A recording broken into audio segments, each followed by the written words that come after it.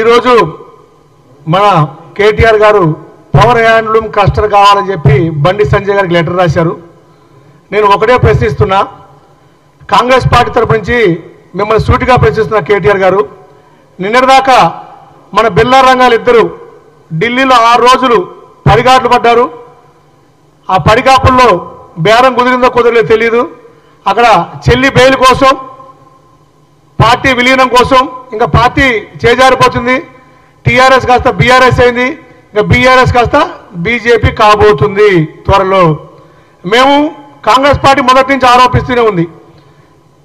Congress party మా ప్రీత ముఖ్యమంత్రి PCC అధ్యక్షులు వారు మొదటి నుంచి చెప్తున్నారు, బీఆర్ఎస్ బీజేపీ ఒక్కటే. ఈ పార్లమెంట్ ఎన్నికల్లో మీరందరూ చూశారు, బీజేపీ బీఆర్ఎస్ కలిసి పనిచేశాయి. వాళ్ళకు వచ్చిన ఓట్ల శాతం పట్టే మనకు తెలిసిపోతుంది. దాదాపు 20% ఓట్లు డైరెక్ట్గా బీజేపీకి వేయించారు.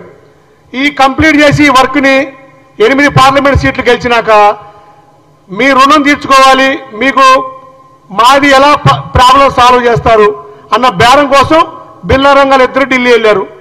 ఢిల్లీలో 6 రోజులు గడిపారు, ఎదురు చూశారు, ఎదురు చూపులు అయిపోయి విలీనానికి ఒప్పందం. ఇంకా వాళ్ళ దగ్గర ఏముందయ్యా అంటే, రాజ్యసభలో 4 రాజ్యసభ సభ్యులు ఉన్నారు. ఆ 4 రాజ్యసభ సభ్యుల్ని పార్టీలో జాయిన్ చేసి వాళ్ళ చెల్లి బెయిల్ కోసం చెల్లితో మంత్రాలు, కేంద్ర మంత్రులతో మంత్రాలు చేశారు. ఇవాళ ఢిల్లీ నుంచి హైదరాబాద్ వచ్చారు.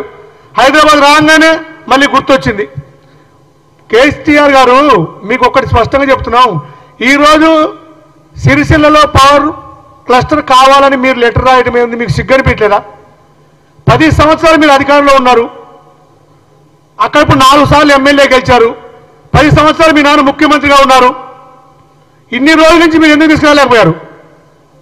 ఈరోజు సిరిసిల్లలో చేనేత కార్మికుల మరణాలకి ప్రత్యక్షంగా పరోక్షంగా మీరు కారణం కాదా?